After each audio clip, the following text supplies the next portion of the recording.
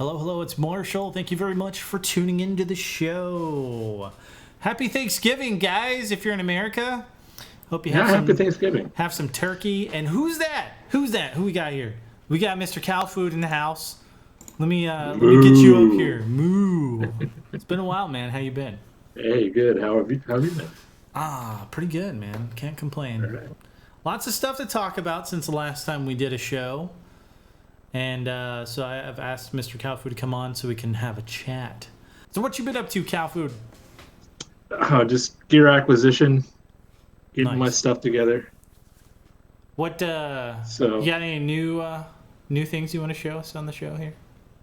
Well, let's see. I'm curious because I didn't ask you until now. So what'd you get? Well, I got a Peak.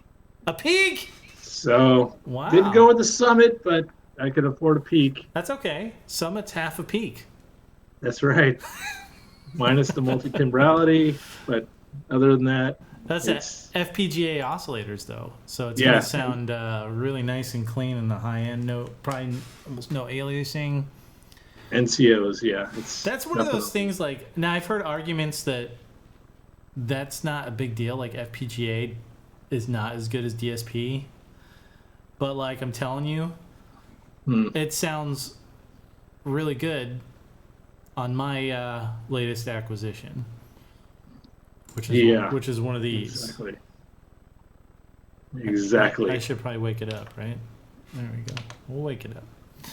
This is a FPGA based as well, but it's all FPGA except the effects are DSP, I think. But everything in here runs off a FPGA setup, whereas the Peak is the oscillators only, I believe, right? Right. The oscillators are NCOs or FPGA NCOs. It's 8-voice, and it's a little late in the long in the tooth to get one of those. I mean, as far as new gear goes, but it's all analog as far as the path goes outside of that. Definitely has that analog sound. And I was thinking about a Rev 2 as an alternative, but I already have the analog side kind of covered. Yeah, having the analog filters makes a big difference, especially with digital oscillators. I think it just adds in some more organicness, like warmness. Those buzzwords that everyone uses, that everyone hates, but there's only those words you can use to describe it. So that's the way I feel about it. Because like the Quantum, it's not FPGA or anything, but it's digital oscillators, and having the two analog filters on there is makes it the analog filters. Plus, there's a post and a pre gain on the filters, and then on top of that, a distortion. So there's a lot of gain staging. And there's actually more gain staging in there too, so you can really dirty up the sound. And that's on the Peak? Yes, okay, or on the Summit and Peak. You're right, right. You just get double the voices on the Summit. And a key bed. Is it poly aftertouch? It is. I need a poly aftertouch controller to get the most out of it. Okay, cool. Overall, that thing sounds amazing. I'm happy with it. So what you need to do now is you need to go over to GeoSynth's website and buy some patches. You're right. He's got a couple. Actually, they're free now. I think you put them all up. They're all on Novation's website, so you can actually acquire all those. Oh, good. There's 1,000 patches from Bow Beats and GeoSynths. You name them. There's a bunch. Wow. That you can get for free. So, yeah, there you go, folks. Anything else you picked up, or is that? And those patches work on the Summit too. So check it out. Oh, nice. If you're interested in getting patches. Yes, I do have a few other things. I have the K2. So I decided, not for a chord, but going down the old. So I'm a do you think Behringer fan? So with the K2, like I heard some comparisons with like an original MS-20, and the filter's close, but a little different flavor, which is fine. It's probably close enough. But between that and the MS-20 Mini, What made you go with the K2 versus the Korg version? I guess space. It doesn't take up as much as desktop. It's Sure. I Yeah. don't. Plus, I don't. It's a little bit more to go with the MS-20 Mini. I guess a keyboard and a pitch wheel or a mod wheel, but Yeah, but they're not the best. right. So. And the build quality on the K2 is, I think, a little bit better than the. From what I've heard, I haven't actually had my hands on it. That's funny. I mean, I've got mine sitting right here. It's okay. It's a little plasticky on the knobs, but the main frame is metal. The sides are plastic though, but and the keys feel not very good. They're the Right. slim keys. I mean, it's better than not having a keyboard in my opinion, but at the same time, once you play on like some nice key beds and then you go to something like this and you're like, ugh, it's awful. But as a consequence, I have a carp. So I'm not Nice. going to be getting. I'm not going to get a barp. So we're kind of reversed, So- right? Because Right. I've been considering. Speaking of geosynths, he did this like I can't remember if he was on a live stream. Pretty sure he did a live stream demo with the Behringer Odyssey, and it sounded really fucking good. The only thing that makes me kind of like I don't know why they did that is they put like stereo effects on like a mono synth. Isn't that a mono synth? Yeah, it Which is. is kind of weird. Like, you probably didn't need to do. You could have just probably left the effects off, even. But Right. seemed Well, I kinda don't know. Weird. I think it's. I affect my carp all the time, so I don't really. Yeah, but the effects aren't built into it. No, Whereas but I do run it through effects, so Yeah, it's yeah, nice yeah. to have. I would mean, as why well. not?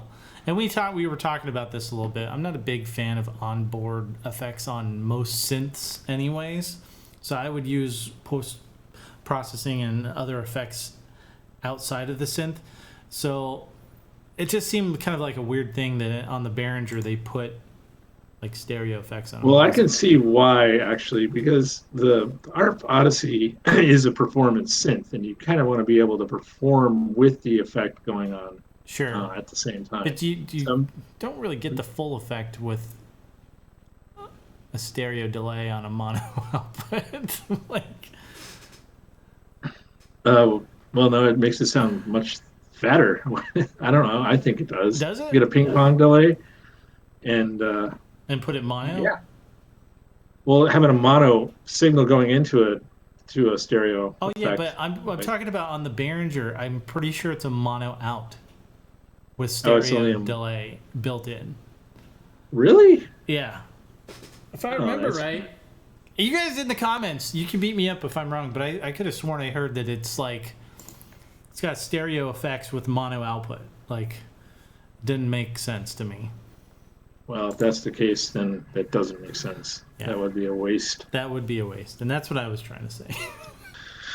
What else did I get? Mostly Eurorack gear. I got a Mimeo phone, this make noise, and sound hack. That Nice. thing is a nice, a really nice delay unit with with a patch point for CV control over every parameter. So think of having everything you want modulatable on a delay pedal being at your touch. So, what's your modular looking like these days? Is it getting pretty Well- out of control right now? It's actually 3 tiers, 72 HP in a 19-inch rack.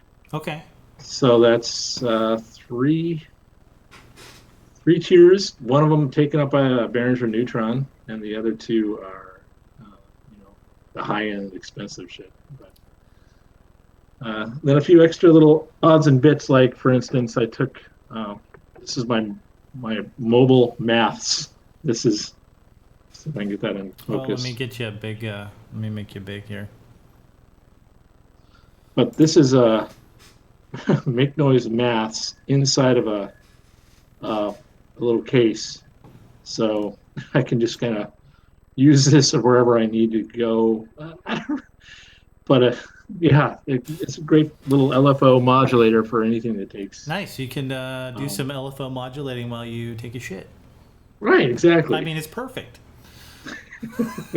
So I have a few modules, kind of random ones, just sitting out doing that kind of thing. But the main system is just 3-tier. So what are you spending most of your time using these days? Actually, mostly it's modular. I'm getting more and more interested in it. Nice. And so getting away from the DAW and the computer and yeah, and exactly. going full on modular. Now, as far as polyphony goes, I mean, again, the Peak kind of takes that, and also my OB6. Those things are the monsters in the house, and to a lesser degree the DM12. But that seems like a great pair, though, a Peak and a OB6. Like, yep, that sounds like that would be. That is a pairing. That is a pairing that most people actually do think is the thing to do. Is legit. It's legit. Exactly. Yeah, it seems like that's pretty cool. There's one more thing that I got. I'll just pull this up. It's kind of old news, but it's it's new to you. Piece. Oh yeah. Yeah. That's cool. So there's a poly aftertouch. But that keyboard is weird to use. I tried one at KnobCon and I was like, I don't know if I can get into this like no keys thing, like a touch key. It's one of the things I really don't like about the key step when you have, or even like the boutiques where you have like a touch strip for just your mod and pitch bend, and it's even worse when it's the keys as well, in my opinion. But maybe it's just a learning curve. Maybe I'd get used to it. Yeah, it's all about touch. You do take a little bit of time to kind of get used to like how to press, or not press, but touch the keys. And like where to put your fingers. Can that thing do chords? It can do chords, right? It's polyphonic. Yeah, right? it's 4-voice. Yeah, so that's the thing for me. Like on a touch thing, like I use my hands to feel the keys on the keyboards, and without that, I feel like I would just be hitting. And I still don't even hit the keys right on a real keyboard. On a no keyboard touch thing, I'd be terrible. I think I badmouthed that Micro Freak, and I rescinded all my. You did. I remember you saying that it seemed pointless. It didn't have audio input. That's right. It was It's a missed opportunity, and I'm not the only person that has said that. Loopop actually did too. But it's a pretty good value, right? Oh yeah, it's there's a Eurorack module called Plates, made by Mutable Instruments, and this is basically got 7 or more algorithms from that, stripped right from that unit into it. And Plates is a macro oscillator. It's awesome. So, but on top of that, it's also polyphonic. So nice, and it's small. I like with a little 4-voice thing like that. Like I don't mind like small. Exactly. It's portable. I wish it had a battery, but that's about the only Well, Marcus Fuller's got you covered. I think I saw him do a video putting a battery in one. Oh, that's right. I did see that. Remember? He had that USB. It was like a USB charging battery thing, one of those like little long pencil looking things, and he stuck one. Yeah, LiPo. Yeah. Yeah, that was pretty cool. That's so there you go, folks. If you want to have it battery powered, go watch Marcus Fuller's video and do it yourself. Well, we can get into some news then. There's been plenty of things come out since we last chatted, and let's just talk about it. So first thing, we've got Behringer on a roll. In fact, almost everything we're going to talk about today is Behringer related, but we've got the TD-3, and it comes in 3 colors: red, blue, and silver. Silver is my color, I think, for sure. What do you think about this, CowFood? Well, I ordered one. Me too. Instantly. It's like, why as soon not? as I heard about it, I was like, I need that. I need that. I need it. Yeah. I go ahead. What is it, $200, $300? I don't even remember how much it cost. It went to 200 at one point, but then it went back to 150 is the price. 150? Okay. So I didn't even care how much it cost because I knew it wasn't going to be more than $300 probably. So This Right. looks cool, and the demos that Behringer put out, yeah, it sounds really freaking good. And then Lupop had his comparison between this, an original, and what was the other one? RE. And well, The RE 303. an RE, and also a Zoxbox. Yeah, you had all of those. Yeah. But in that comparison, it sounded a little different in the filter and stuff, but I wonder if some of that can be adjusted with pots. I don't know. No. But it still sounded pretty wicked awesome to me, and having that distortion built in. That was smart.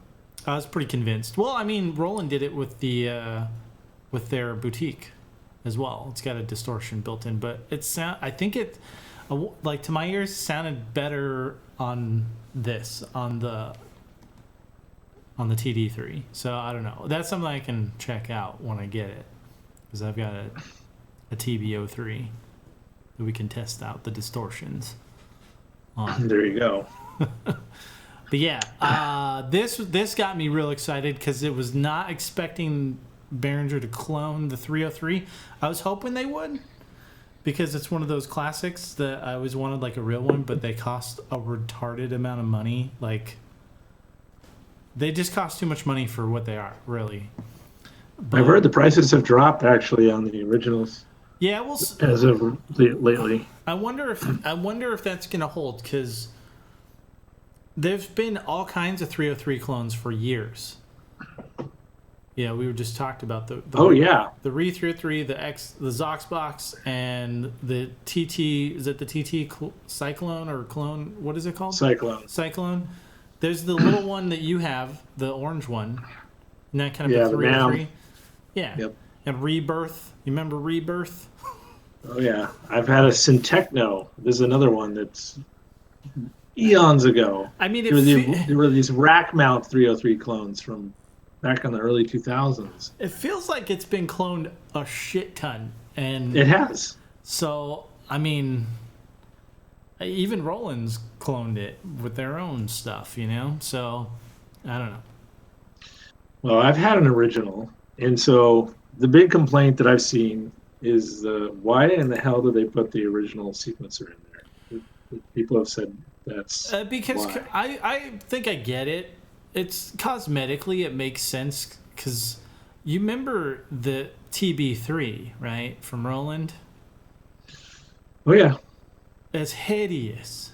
Oh yeah, that's why. But it's really fucking easy to use. It's really easy to use. The TB3 is.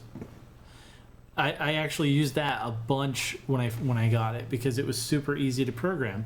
This, although it has this terrible sequencer like the original, there's software that comes with this, and you can program your lines with the software. Right. And I was going to mention this. They did a couple of things with this that were spot on. They included the software, of course, like you were just saying, that can write in your own. Yep. But on top of that, the whole point, and this is what I was going to get at, is that the original TB303 was a happy accident machine. Yes. Nobody actually sat there. Well, no, there were some people, I'm going to take it back, that actually sat down and wrote out sequences based on what they wanted to get that thing to do. All the good stuff that you've heard with 303s was a happy fucking accident. And they made a button on it, so you can just say, I want a happy accident. Just keep pushing that button. Just the random button. Well, actually the that was brilliant. That's brilliant. Trust me, that's a brilliant thing. And the 303 version in the Roland Cloud, which is really good, has a randomize button as well. Oh, okay. And it's got a nice drop down for the sequencer. So if you want to go like the ultra cheap route and do it through the cloud, like, you can. But here in the States, we're gonna have to wait till February, I think. I don't know. I actually asked my rep to pre-order one for me at Sweetwater, and I never heard anything back on how much it was going to be or when I can expect to get it. So. No, I didn't hear anything back either. It was just silence after I ordered it. So. Yeah, it's probably worth a call in. Oh, look at this. I didn't mean to bring this up, but I guess since it's here, let's look at this. Oh, thank you. $258 for that. Oh, it's on sale. On Thoman. Let me see. Let's see. Yeah, I can't imagine these are going to be around much longer. But it was super easy to program. Wow, $137. $137. Is that US? Wow. That's US, but then you have to pay for shipping, you know. Yeah, but do you have to pay? Do they charge you shipping from there? Well, I guess because it's in they do. Germany, right? Isn't that where they're at? Yep. So you gotta pay shipping. Still, then you have to wait for customs. But yeah, you might get it sooner if you go through Throwman, guys, versus somewhere in the States. Yeah, that's true. We could check and roll see. the dice. Actually, maybe not, because at this point, if you order now, there's such a backlog. Yeah, but those things can't be that hard to make. Let's see if they're showing up. There's so many people. Yeah, 150. Okay. So there you go. 150.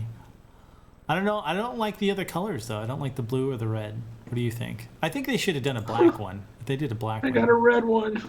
Did you? Yes. It looks weird with the silver. I don't know. It's just that silver is. I've had that thing lying around for so long. I'm glad I'm glad I sold it, and I'm glad I'm getting one of these. Yeah.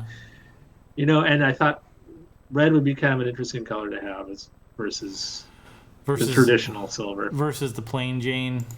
Yeah, that's a very plain Jane. Blue actually might have been a better color. Blue doesn't look that bad, but this is like my high school colors. Our colors were blue and silver, so this reminds me of my school. If they made a black one, that would be dope. I'm sure I think they heard they're going to do it. It's just a matter of even time. if it's like a special one, maybe they'll put like more features on the special black one and charge $50 more, and I'd buy that in a heartbeat. Oh, they made a Rev 2 of it. That's what they should do. Yeah, special like Dark Star Black Behringer TD-3 plus X something.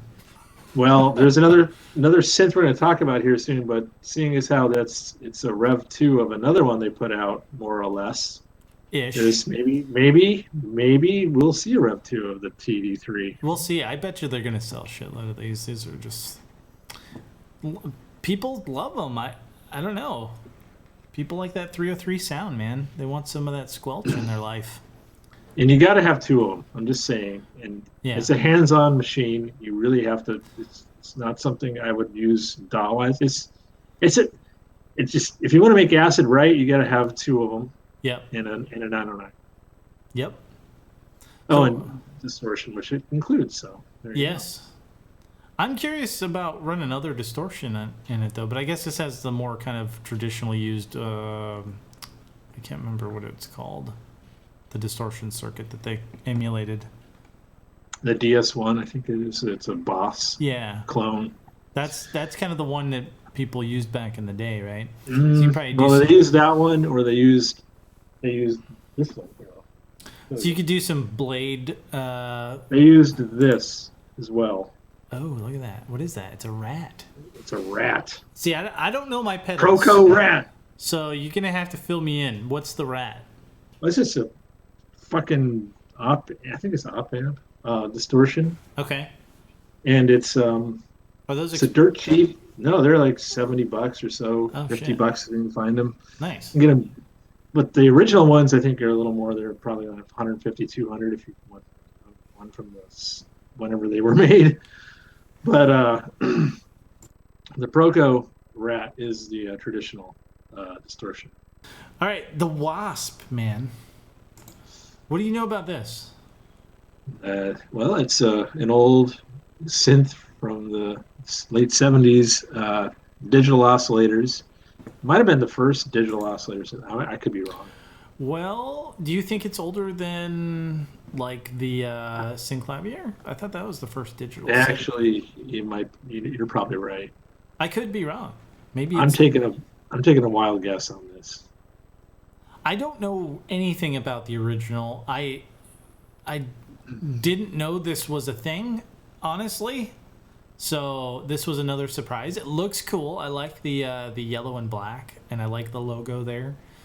And this looks pretty cool. It sounded good. I know Moot Booksley did some demos of it, and I was pretty impressed. Yeah, it sounds great. It's a nice, dirty synth. Did you think you would compare it to anything? Yeah, I would compare it to the MS-20 actually, in a way. Okay. And if you want that sound, that raw, like aggressive, really kind of guitarish sound from a synth, that the Wasp will do it, and so will an MS-20 or K2. In my case. Yeah. Oh, this thing's pretty cool too. The SB1. Oh yeah, that 101 clone. Since that's up here, what do you think of that? Because I know you're. I think a blackout version of a SH101 is dope. That's so cool. It just looks dope. It does. All black. It's a little expensive, but that thing is like super thin. I think it was battery powered, like a rechargeable USB chargeable battery, like what you want in your Micro Freak. And the black on black looks really cool. I remember when I first saw it, I think one of the trade shows from Sonic State, and they had it on a black table with the black synth, and you couldn't see anything. I was like, are those keys rubber? Like, I can't tell if those are rubber or if they're actual keys. And yeah, it almost looks like a Rolly or something. Yeah, so like I was like, are those real? Are those rubber keys or are they real keys? And they're like, no, they're real keys. I was like, sweet. But since then, they've had a few other. It's been out in different areas, colors, different areas where you can actually see what it looked like, and that was a good picture they had on there. So yeah, that's one of those ones. I was like, that's pretty cool. But Behringer's got the 101 clone, and everyone's gonna probably spend $300. I think I want to say that one is like $700 or $800. Anyway, here's the Wasp. That's what it looks like. Yeah, that looks like a touch capacitive keypad. Look at that thing. It's got it. Wait, or am I just looking at something? Maybe it's just because it's yellow on yellow. My screen. It does look like it's kind of a. Oh, there's another one though, with an actual. That doesn't. That's an actual keypad, but that might be modified. Yeah. I can't tell. Yeah, I don't know. I mean, that looks like it's flat though, like it's paper, and you just put your fingers in there. That's what it looks like, but I can't tell either. Anyway, so next one. This is the big news that just dropped here this week, and it was kind of the one more thing. Because Behringer also released the Wing, and they dropped the update for the X32 mixer, and then the Wasp, and then this, and then the TD-3. So they've just been making announcements like crazy. But this was one that no one knew about. Now I will say that I had heard there was something really cool coming. I didn't know what it was. But this is it, I guess. So It's basically the Behringer D times 4, kind of. It's not really times 4. It's more like 4 Behringer D oscillators.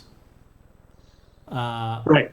In a design to obviously try and capitalize on a synth they'd never made themselves. But yeah, it's sparked up the debate between the paraphonic polyphonic again, which if you listen to Mark Doty, and you probably should because he's a wicked smart man, polyphonic means number of notes you can play. Paraphonic has to do with the architecture of the synth, or in this case you have one VCF, one filter, well that's the VCF, and one VCA, right? So the paraphonic has more to do with the architecture, whereas instead of each note or each voice having its own envelope and filter, it doesn't. So it's limited in that way. Right. Did I explain that right? Or did I sound like an idiot right there? Okay. No, that sounds about right. So there's people that, yes, it's paraphonic, but it's also polyphonic if you look at it as you can play 4 notes at a time. But it's also paraphonic because it's got different an architecture that only has limited amounts of routing. Right. You don't get the full articulation per note, basically. Yep. Like you would on a full... How would you say that then? Because there's people that would say that's fully polyphonic, like the D-Mine 12. Right. But is that the right way to say that? I don't know. Well, I don't want to get yelled at by Mark Doty, so I'm just going to not say anything. the paraphonic versus polyphonic thing. Well, and the way I've always been told was, hey, if it doesn't have independent articulation, it's paraphonic. Those are things that are best left up to message boards and chat sections down below. So you guys can fight about that. I don't really care as much. I just know that this is a new thing from Behringer. So, CowFood, what do you think about this? The first thing is it sounds lush.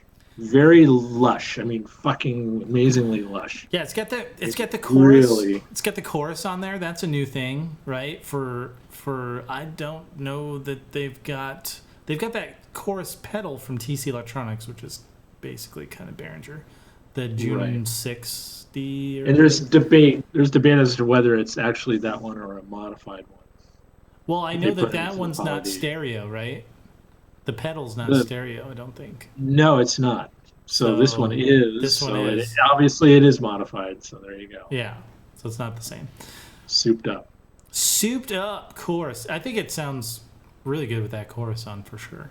And there's nothing like having multiple Model D type oscillators in your face at once. Right. And I almost think those oscillators might sound. I don't know. I'm sure the Boog and that sound identical, but it just seems to me like it sounds bigger. Well, I don't know why. You've got 4 oscillators.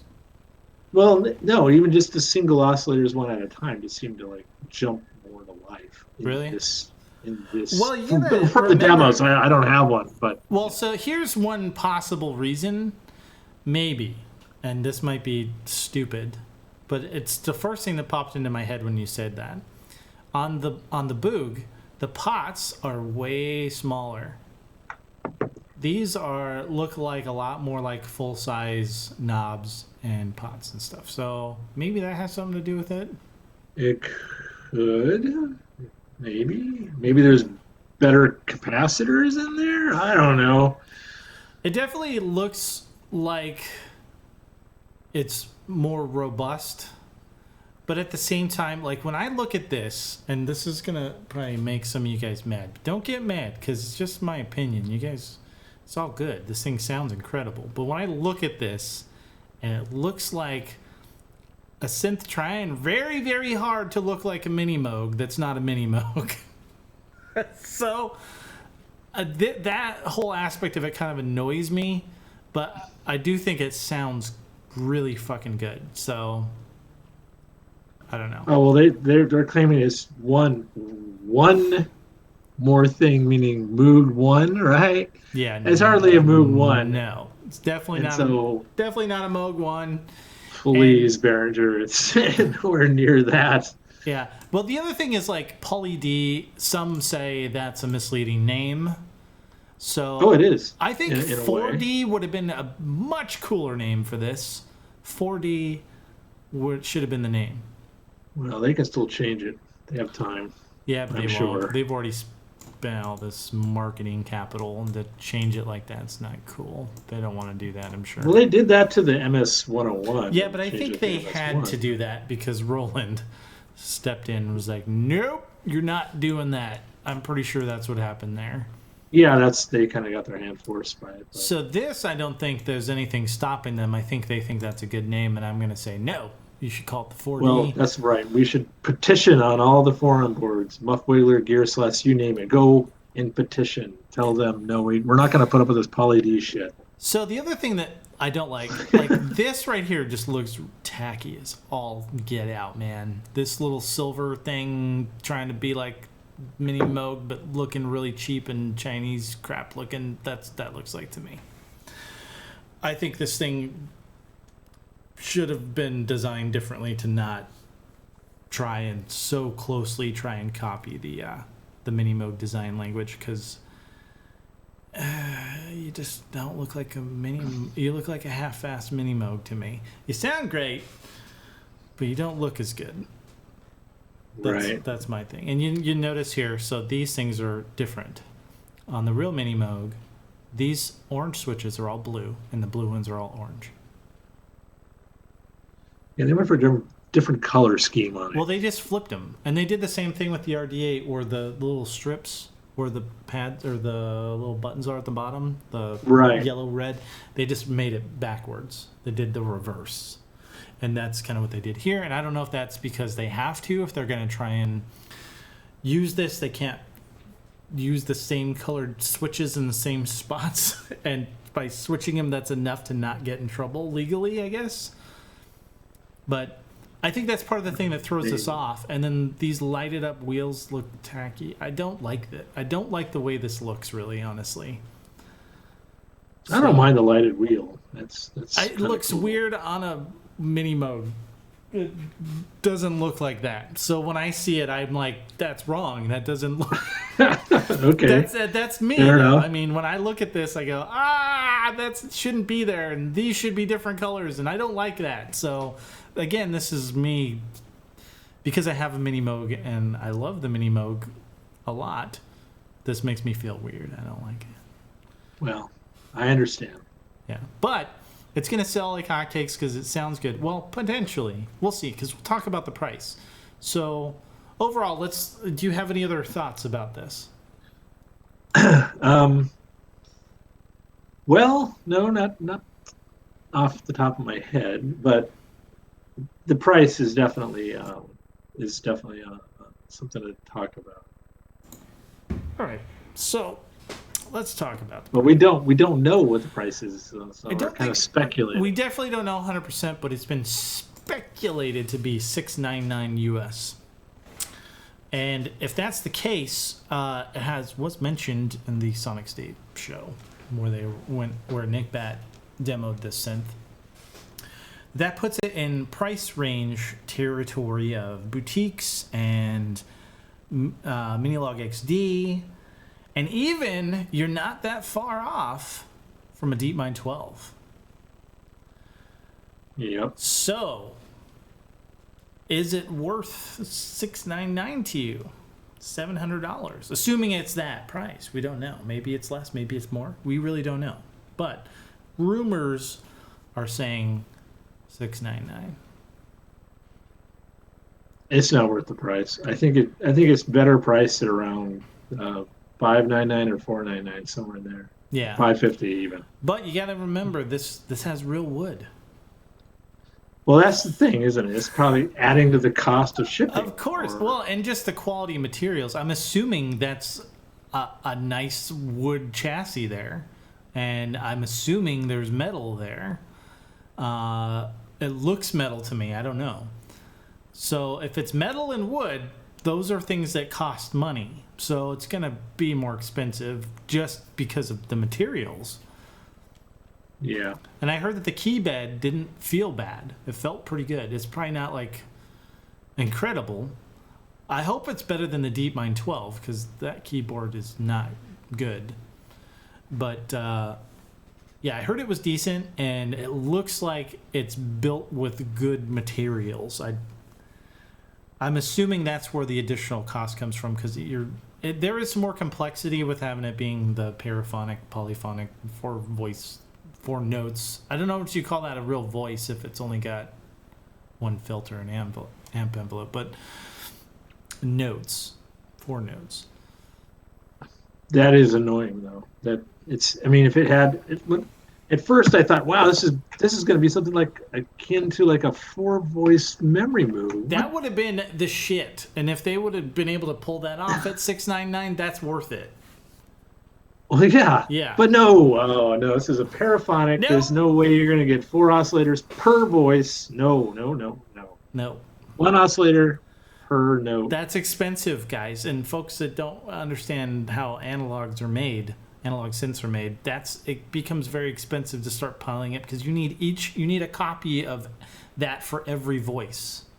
So it's like having 4 mono synths in one thing, kind of, right? So Right. That gets expensive with analog circuitry. And yes, components can be shrunk down and are smaller and cheaper and all that. But then you case it in a nice wood-looking thing like this, wood and metal, and a nice key bed, and it's expensive. So that's why. So even Behringer's, if this is as quality as I'm assuming it is, materials-wise, I assume that's where most of the additional cost comes from on this. I would assume so too. And the other thing is, a Behringer D is only $300. So you get this thing, and it's like $500, but this is definitely way better looking than the Behringer D in terms of the girth and the quality, and this looks better. There's more there. So I don't think they could really shave off a whole lot more. Maybe I'm wrong, and they'll release it in the U.S. for $599 or $500, $499. Well, I think the only way they're going to release it in a reasonable priced way is to ditch the whole like key bed and wood and all that, and just make a rack version of it. Yeah. At that point, we'll see a price point that. I don't think they're gonna. You think they'll do that? I don't think they'll do that with this. Well, it's $700. They might not find as many buyers as they might like. Well, I think when they might find it better to rack mount it. We'll see. Well, I've been not trolling, but trolling as in wading through the comment sections of videos and things like that, and most everyone's super excited about this. So I don't know if they're going to get sticker shock at $699, if that's indeed how much it costs, and go, well, I don't know, that's kind of a lot of money, Behringer.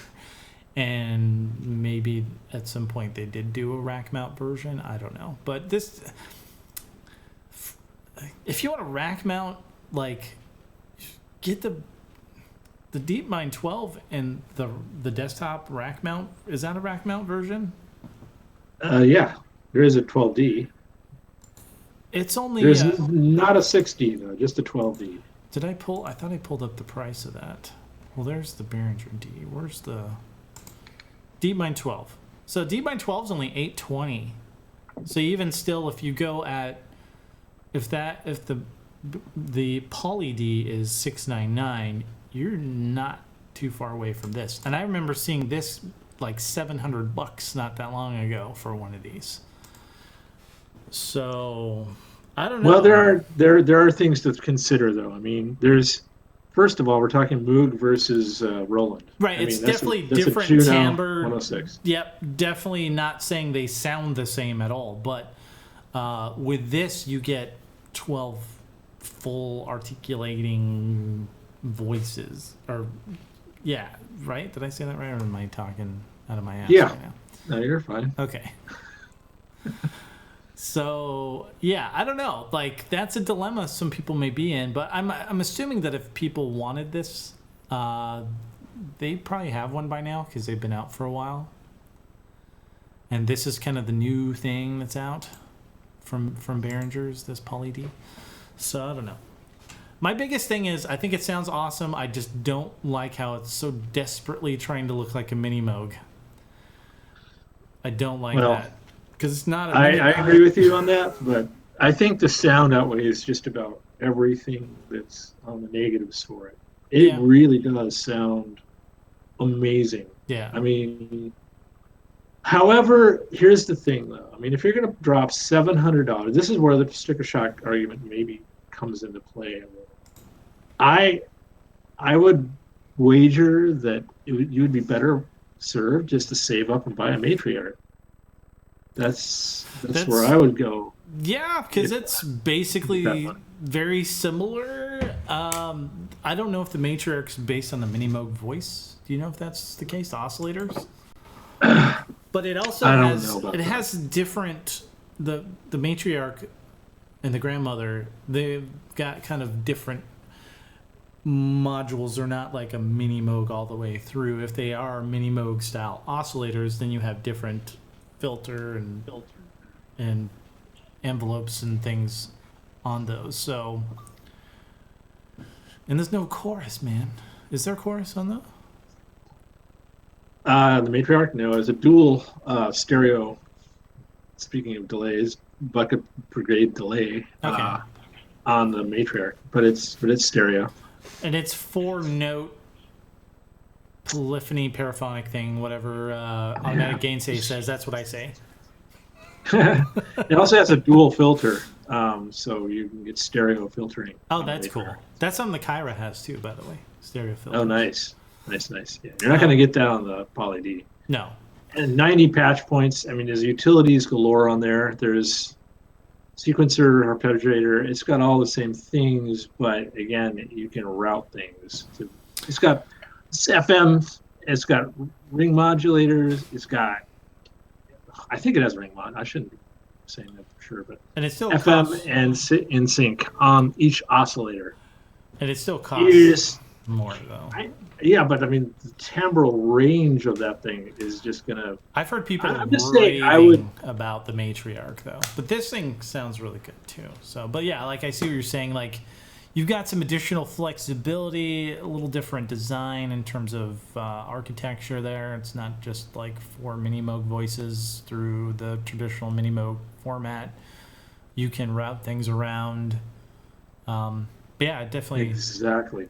This has a very specific type of tone to it that it is really good at. That's from what I've heard anyway in the demos. Mm-hmm.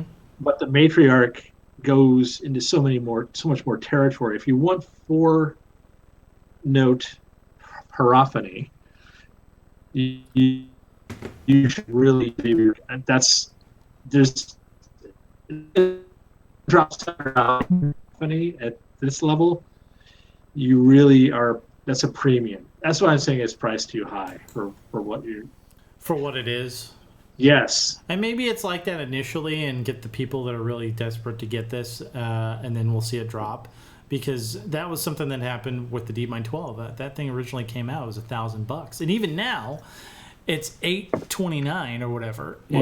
Well, like we said, though, it's part of the cost is in the premium material. So they might not really have that much room to wiggle there, the margin. Right. So they might have kind of put themselves in a bad spot by doing the thing that you dislike the most about it. Maybe I'm reviewing standpoint, maybe it's worth it. Maybe I'm being too hard on it visually because of my Moog bias.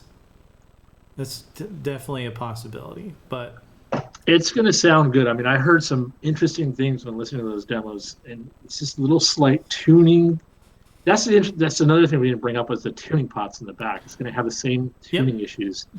It's because it's not. It's still like raw analog. It's like this. It's like the MiniMoog. Like the MiniMoog's got pots on the back, and you tune each oscillator, and it goes out of tune. Like mine's out of tune right now. I need to tune it up.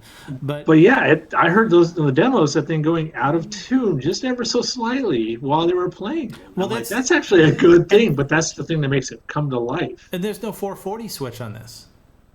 No, there isn't. Which is kind of a drag. That is a drag because the actual mono version, the Behringer D has that on there, which is a nice touch to quickly get something in tune if it starts drifting too bad on you.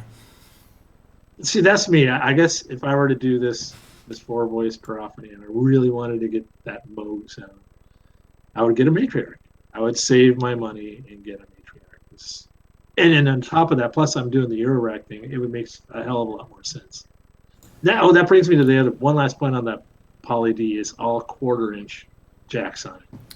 Yeah, why? Whatever. That's fine. I mean, it's all 1/4-inch. There's no 1/8 inch. I believe so. Yeah, no, it's all 1/4-inch. No 1/8 inch. So it makes it more difficult to patch up to a Eurorack. That's just like the MiniMoog, dude. The MiniMoog's got some CV IO on it that's 1/4-inch as well. And I think that's forgivable because that was before Eurorack was even a thing. Right. And yeah, but if they're trying to make it like I said, like an attempt to make this like a real MiniMoog, but with the polyparaphony whatever thing, and some distortion and chorus, maybe that's trying to make it true to the original, so to speak, as they say. It's one of their mantras is that they I think it says here, true to the original. So except you got the colors backwards, and this doesn't and this thing is stupid down here. So, and I don't like the colors wheels. Well, I think if you did get it though, you would find that you might fall in love with the sound of it. Probably because So it sounded that's freaking awesome. I watched Right. the Loop Pop, I watched the Sonic State, and I watched the Behringer official video, and I was like, sounds pretty freaking awesome. The thing, and that's the bottom line. We can bitch all we want about everything else, but the sound is why we're doing this. right? So Well, and that's why people are jumping the shark over this thing, man, or having a heyday because people are excited about this, and I can see why. going back to the Kyra, I guess when you compare that to the Quadra, I mean, do you find yourself You mean more the Quantum? the Quantum, right? Yeah. Sorry. So Quantum and Kyra can get kind of similar, and so there's some crossover there because they've both got wavetable capabilities. But the Quantum is got more forms of synthesis available, so I feel like your soundscapes are going to be more. You can get into way crazier territory, I think, with the Quantum, but you've only got 8 voices. But you've got 2 analog filters and a digital format, so it's almost like three filters basically on the Quantum. It has its own thing going on. Whereas the Kyra, yes, you can get it. I've got some patches that sound kind of like some of the stuff I did on the Quantum, but it's more like, this reminds me more of a Virus, right? Where you've got high polyphony, Right. multiple timbrality, and you can stream it all over one cable. I was telling you this. You got 8 stereo channels you can stream over USB on one synth. You can do a whole track with this thing almost by itself. So, Right. and it's also not as deep on the synthesis end. It's more of like a very good sounding subtractive synthesizer with wavetables. So where do you gravitate towards more when you are starting to do a track? Do you end up reaching for the Kyra or the Quantum? And I granted they're totally different in those ways you just mentioned, but Yeah. what do you normally? The Kyras I've been using a lot right now. Because I think it's something that I almost say, like, if you have doubts about the Kyra, go play one. Go listen to one. It is one of the best sounding instruments, especially, it's just like, I've told people, it's like, if you could touch sound, that's what the Kyra is to me. Like, I feel like it sounds that good, you could, like, touch it. It feels real almost. If that even makes sense, which it doesn't, but it kind of does to me. So that's how I'm going to say it. The fidelity on it is incredible. It's amazing. It's got a lot of cajones, like, because of all the timbrality and the voices. You're never going to run out of voices on this. Like, how could you? Right. I don't see how you could. Yeah, you'll never run out of voices. The only thing is, I wish they'd come out with an editor, and I wish that you could add your own wavetables. No, that's good stuff. Yeah. I was curious about that. And I take it, just lastly, your Alesis up there above you. Yeah. Is that thing? Yeah, I need to get on that too. It's cool. Is it working? Is it 100%? Oh, yeah. That was a stellar deal. I wouldn't have done it, but prices on those seem to have gone down. They used to, I remember looking at them, they were like $5,000 all day long. 5,550, 5,500, and that I got under 3, and it's like perfect. Cool. So, and that's a cool synth because it's 16-part multi-timbral. You run each voice independent out of the synth if you want. Did we have? Oh, dude, we had more shit. I totally forgot because we went off on topics. This was a cool thing that I wanted to talk about because I think I want one of these. It's the Expressive E Osmose. And this is I don't know how to say what this is really. It's like a super expressive instrument / controller. And the website here has, right now these are in kind of pre-order status, but if you pre-order them on the site, put $2.99 down for deposit, you basically get to buy this thing for like 40% off of what it's going to retail for. So if we check this out, I'll click on that. And 40% off if you reserve one before December 31st, assuming they don't run out of them, because I think there's limited quantities as well. But the base price is going to be $17.99, and you'll actually only end up paying $1,079. So you put your $2.99 down, and then when it comes to pay the rest, it's only $7.80. What do you think about this, CowFood? Is this cool? That thing it does look cool from a controller standpoint, and also from the sounds that I've heard from it. Yeah, I can't remember what the synth engine is based on. I saw Cuckoo do a nice little demonstration of this today, and I think it's Car Plus Strong. I think that's what they're using. That sounds right, but you may as well be speaking a different language because I don't know what that means. But what I want it for is for the nice looking polyphonic aftertouch keyboard controller thing. I don't know how much. There you go. I don't know how much I'd actually use the synth engine. Maybe I'll really like it. I don't know, but I'm seriously considering putting a deposit down on one of these. It's like a souped-up hyper physical modeling type deal. Yeah. So you're gonna get kalimbas and bells and strings and all kinds of that type of. And the Kyra has polyphonic aftertouch, but I have no keyboard on it to play it. So I kind of want that to use with the Kyra, really. Because the Kyra's, I don't know if I told you this, but its wavetables are like oversampled 32 times or whatever. There's like no aliasing in the high-end harmonics at all on this instrument. Really? Yeah. That's what I'm saying. People need to go listen to it. It sounds fucking incredible. It's like HD audio, period. It sounds great. But if I had a polyphonic aftertouch responsive controller, I could go bonkers on this thing. And I feel like it's the first time in my life that I was like, I think I need to buy a different controller. Now, this is expensive for a controller, but it's also a synth. And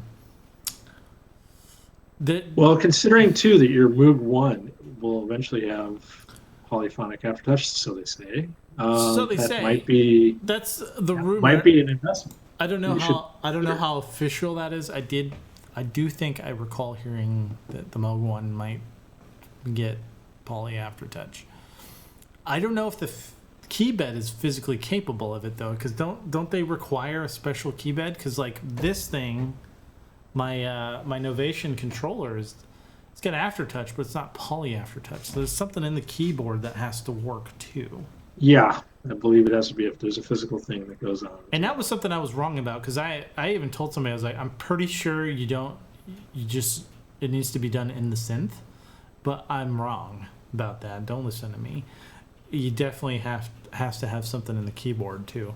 And that's why like the Hydra synth, it's got its own custom keybed that they make and no one else has. Maybe they'll sell it to other synth companies to use, maybe, but they've got it. And now, but this thing I think would fill that spot, and it seems really cool. Junkie XL said it's the most expressive thing ever, or something like that. Yeah. I don't know if that's just buzz marketing, whatever, but Junkie. Well, I've heard good things about their Touche, which is the little pad. Yeah, the shoe right horn there. Thing. Yeah, I've heard really good things about that. So if it's incredible. they've got that thing their keypad was. I wanted to get one of these Touche things and hook it up to the Model T, because I don't know, it just seemed like it would be really fun to have that level of control on like the filter of the Model D. Anyway, that was my thought, but then I was like, I don't want to pay like $600 for this wooden controller that I'll probably use twice. But well, that's why you get the keypad for only $1,000. Yeah, spend $1,000 on a keypad, but I would use this all the time is the thing. So that's why I'm contemplating doing it. It might be worth it. I mean, that's one of those like 50-50s, I would say, yeah.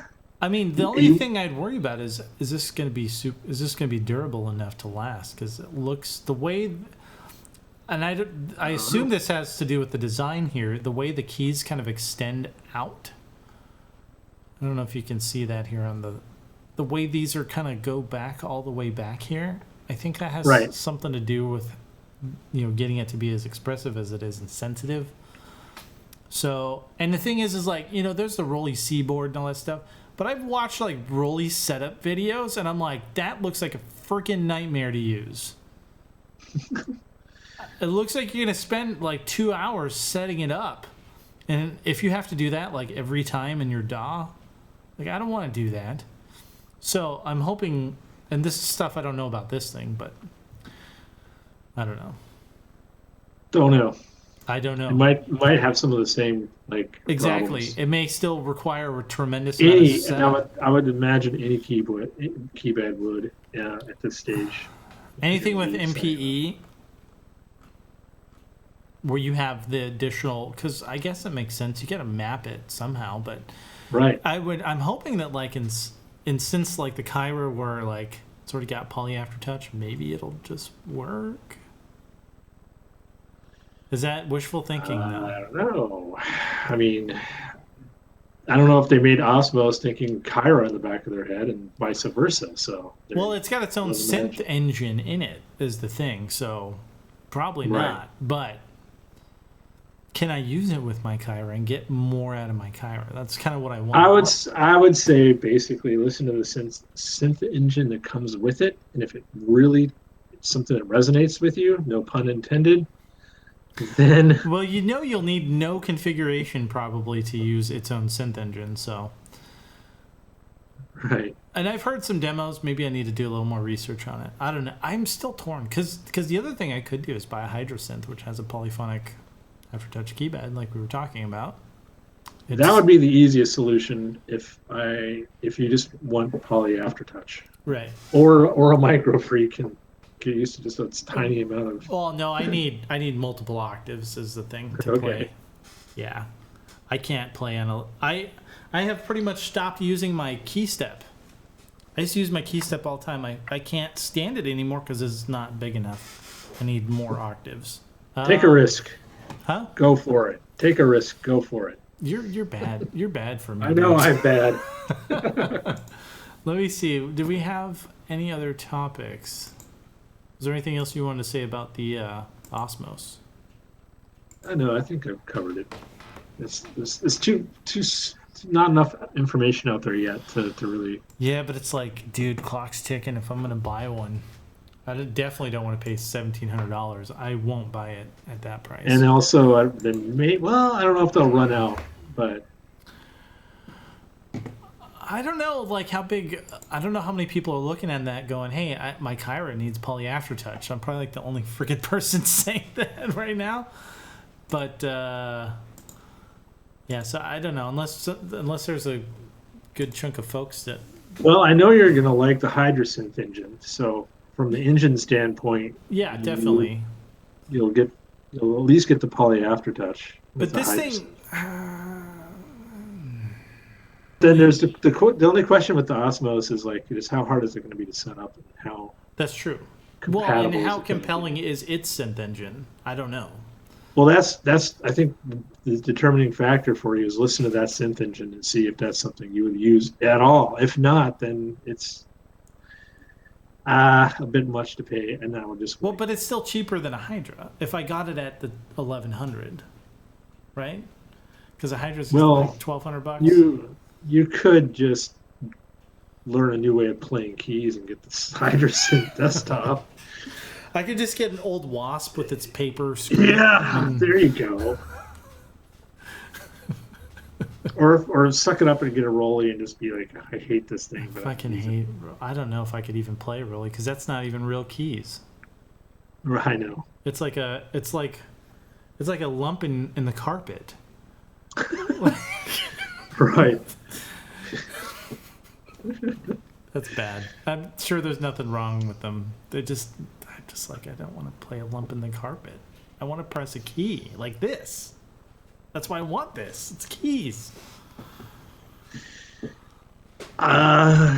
So, I don't know. See if anyone else has got a. Just I would research it a lot. Yeah, I'm gonna do some research. If anyone knows of a good poly aftertouch keyboard controller that's not weird, like it's fucking keys, let me know. Plans for Black Friday? Anything? Any more gas gonna come out of you for Black Friday? My wife has said no more, or I'm in deep shit. So. No more, or are you gonna live in the box of whatever you buy? That'll be your house. Exactly. So I don't think there's nothing else coming my direction. In fact, I might try to sell some things. That's okay. Yeah, and that's selling some stuff to either make the wife happy or buy other stuff. Exactly. Me, I don't know. I've got Osmose on the brain right now, so I might pull the trigger on that. If I come back next week and I've got a big smile on my face, it's because I probably bought one or pre-ordered one. Osmose in the membrane. Yeah. Osmose in the brain. Osmose in the membrane. That should be the title. That should be the title of this particular video. What? Osmose in the brain? Yeah. Why not? Why not? So the next thing I expect to hear from you, CowFood, is that you're going to buy a Cybertruck. Oh yeah, and a bunch of rocks to fill it up with, so I can throw them at the windows whenever I feel the urge.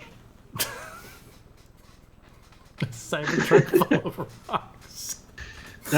That's where your money should go. I should do that. Make YouTube videos of me driving around in a Cybertruck playing Blade Runner on a Kyra. There you go. So look, Mom, no computer, except in a truck versus a bike. Right? Oh no, but that kid's way cooler than me. He would just make a Kyra. That's right. And he'd probably make a Cybertruck too. Exactly. All right, cool. Pedal powered. Pedal power.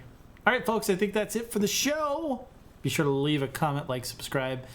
If you hate anything you saw, that's okay. Mostly it's because of CowFood. Not me. Blame me. It's throw your comments my way. All right. Well, CowFood, good to have you on, man. Anything you want to shout out to the folks? Have a happy Thanksgiving and buy something for Black Friday. Yeah, and it better be synth related, otherwise you're doing the wrong thing. Happy Thanksgiving. Have a good one, folks. Cheers.